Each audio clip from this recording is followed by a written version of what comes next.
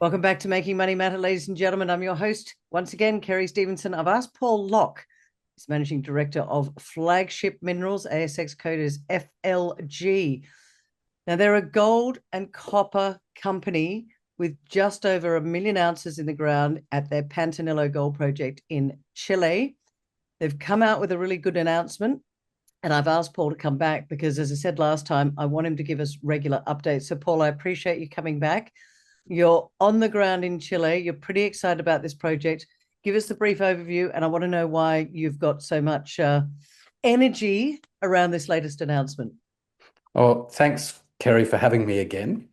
And it's a real pleasure. So we're very excited because we did release this announcement yesterday regarding the acquisition of all of Anglo American's exploration data tied to the project. Anglo American has had this project since the 80s. They bought it off Anaconda. Some of those history buffs might remember Anaconda. And then Kinross and another smaller Canadian company also did a lot of work on it, and how it works with Anglo. When you do a farm in, they get all the data. That's typical of most farm-ins. So I'll just briefly update what the project's about for any of your new viewers. So Pantanillo is located in the Maricunga Gold Belt, which is in the Andes in Chile. And the Maricunga Gold Belt has over 100 million ounces in it, over a strike of about less than 100 kilometres. And within a 35 kilometre radius of our project, so it's about 70 kilometres strike, there's over 60 million ounces of gold. So it's a really rich part of the belt. And all the majors are there, including Barrick and Newmont, Kinross, and a few others. So it's pretty exciting. We have already 1.05 million ounces gold, not just equivalents, but gold, and 80% of that's measured. And we'll be converting that from an NI 43-101 to a JORC 2012 MRE.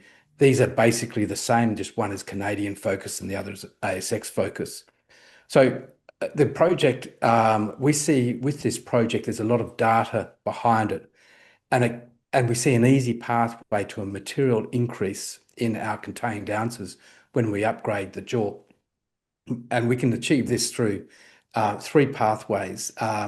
It's a reduction in cutoff from 0.3 grams a tonne to, say, around 0.15 grams a tonne, which is the standard in the belt.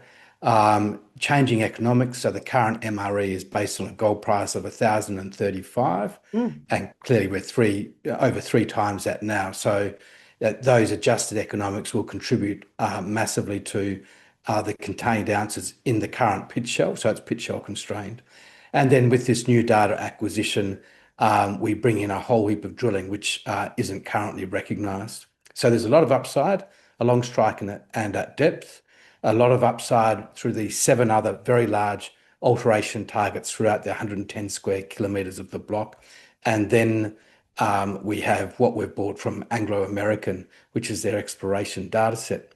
So this data set itself, Kerry, is pretty special. It has over 32,000 metres of drilling, and 14,000 metres of that is diamond core. And there's a total of 148 drill holes. So just to give some context there, the current pit-constrained MRE of 1.05 million ounces is using around 70 holes. So we've got another 78 holes, and we think about 30 of those holes are around the current MRE. So there's a whole lot of data to bring in because this drilling was done post MRE, and this was around 2012 or so. And some of the viewers might remember that gold dropped off from around $1,500 an ounce and down to around 1,000 a few years later, and basically not just gold, but a lot of the mining went into a bit of a sleep mode, and that's how these projects come up. So we've really brought in a lot of drill data, which we're looking forward to exploring, and we'll have a lot of announcements coming out between now and when we delivered an updated MRE. And further to that, we have over 2,000 rock chips and stream sediments throughout the block. We have ground magnetic surveys covering much of the concession area, which is 110 square kilometres. and then an extensive library of technical data, plans and exploration reports. So we estimate the data set would have cost around US 15 to 20 million bucks Oh, to wow. produce, or around 23 to 31 Aussie to replicate. And we picked it up for around 10% of that. And it would take us around 4 to 5 years to replicate it. So it costs us about 10% of that. And like all our deals, Kerry, we're really focused on deals which benefit the incumbent shareholders. So we've struck terms which back end the payment of that. So half of that is due in 5 years, which is actually pretty incredible. So, what we're looking forward to now is delivering an updated MRE, and this will accelerate that process. The negotiations took a little while, longer than I thought, but we're targeting an updated MRE later in October. It'd be about mid-November now, mid to late November. But between now and then, there'll be a lot of data coming out. And then we'll be also looking at increasing the MRE with this data. And we don't think we have to do any drilling. So we expect a substantial uplift in ounces without drilling a hole because all the data is already there. With you getting this data from Anglo American, and you've talked about the deal itself, do they have any say in what you do or how you do it, or are you bought the data, they've got nothing to do with it? I just want to understand if there's any relationship with Anglo American going forward, and also being able to share information, and have they got their eyes on the prize? Well, look, I don't know if they're looking at us. I would be. Of course, I'd say that. But no, it's a clean deal. The data's ours. So basically, we've rejoined, you know, many years of history, nearly 30 years of history or more with the project. So essentially, it's as if we've held the project for that long. So it is a real win-win situation for us. We're incredibly pleased to have achieved the outcome. Is your total focus at Flagship Minerals now on this Pantanillo Gold Project? I want to know that if this is the total focus for the company, and also you talked earlier about the Maricunga gold belt in Chile being very, very having substantial gold in and around it. You're a small company. You've got a market cap of about, I think, 15 mil. You're playing in amongst the big boys. There's a couple of questions here, Paul, I guess, which is, how did you come across this project, and why the focus now? Is this the total focus for Flagship? Okay, so there's a little bit to unpack there, Kerry. I've always wanted to use the word unpack. So, so people who have been with us for a while know that we were in lithium, and part of that journey was putting together the large lithium brine project in Chile. But it was pre-drill, and where the lithium market's going now, there's a lot of lithium in the ground. We just felt it wasn't worth putting shareholders' dollars into that. So we made a move. We started making this decision in 23, and we were looking to be involved in metals with very deep supply and demand side, because we think in these minor metals, the markets are so niche, and they're so nuanced. It's very hard for most companies to be involved. And that came up, really copper and gold are the two big ones. So, precious and base, which are really both strategic and critical, and that's what we're aiming at. And then I'm giving that brief history because when we went into Chile and we put together that lithium project, it was one of the bigger holdings in the country. Yeah. And in South America, actually.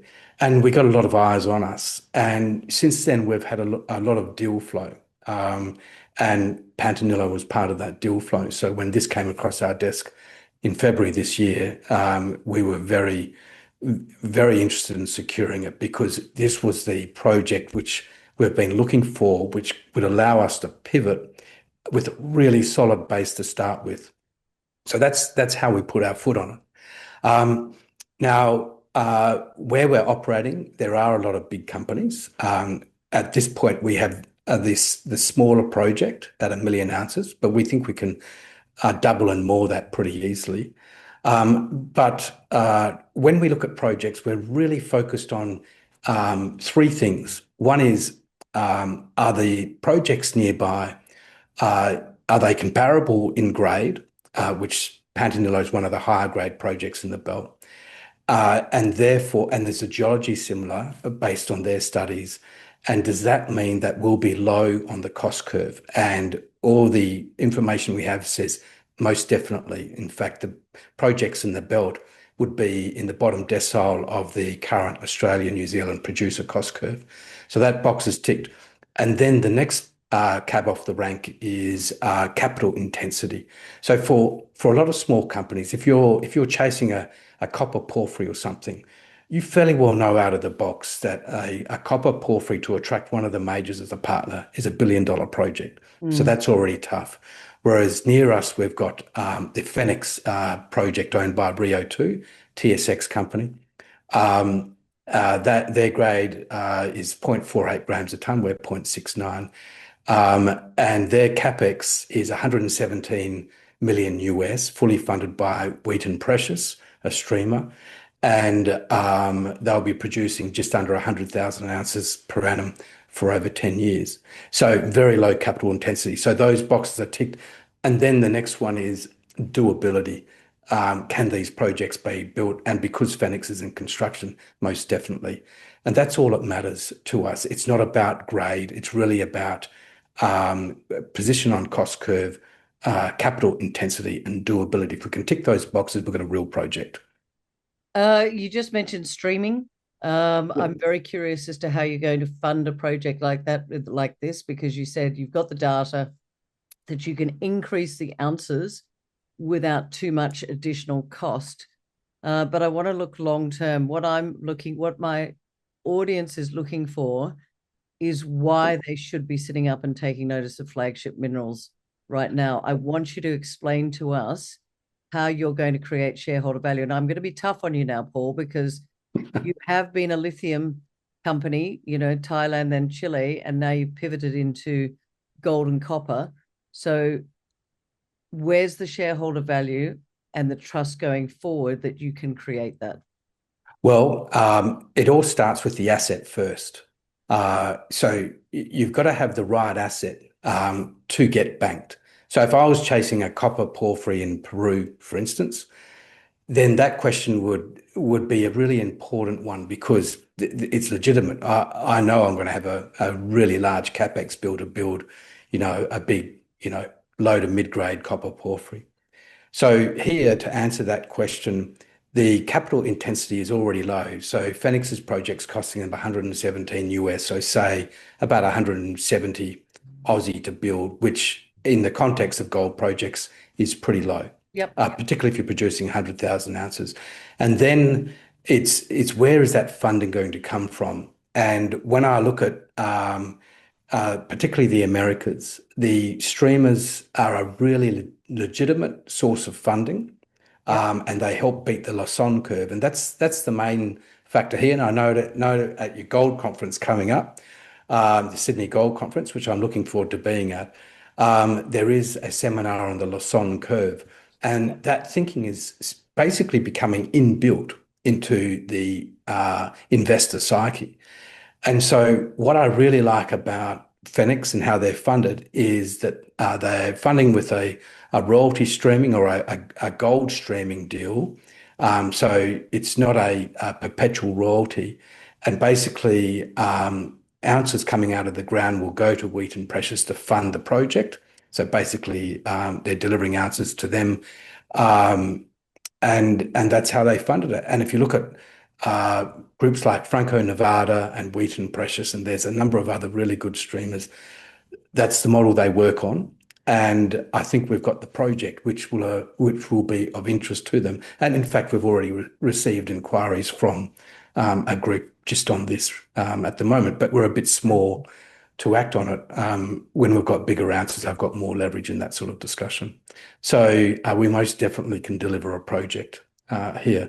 And if we step back to lithium, there are many lithium companies, easily 100, and all of them got hit with the same outcome. That was a market which took a nosedive from highs down to points now where, at sub $10,000 a tonne per tonne of LCE. Most projects will never be economically viable.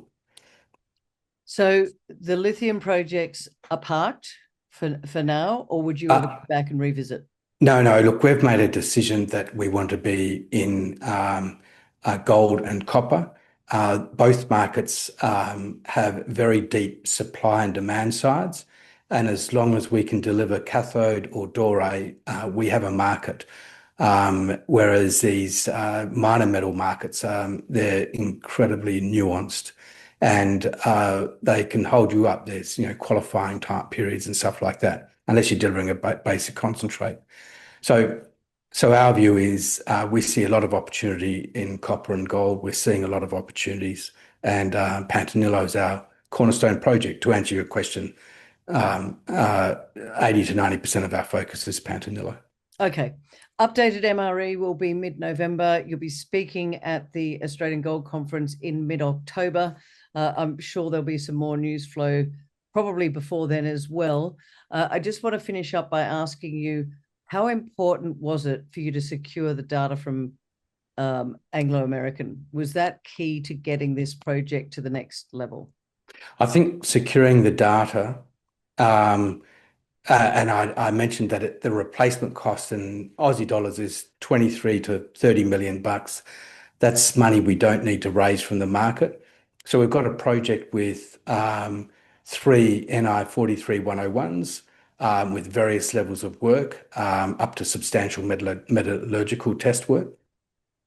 But ultimately, we need the drill data if we want to take this project further. So securing this data is a project maker and a company maker. All right, Paul. Well, I'm looking forward to seeing you at the Australian Gold Conference, ladies and gentlemen. Go to goldevents.com.au and book your tickets. Then you can go and quiz Paul face-to-face about why you should put your hard-earned wealth into something like Flagship Minerals. As I said at the start, this is the Pantanillo Gold Project in the Maricunga gold belt in Chile, which has got the big majors around it. They've secured the data from Anglo American, so there's a lot of news flow coming up in the future. We look forward to talking to you again soon. Thanks so much, Paul, for joining me. Yeah, thanks, Kerry. I really enjoyed it. Cheers. Bye.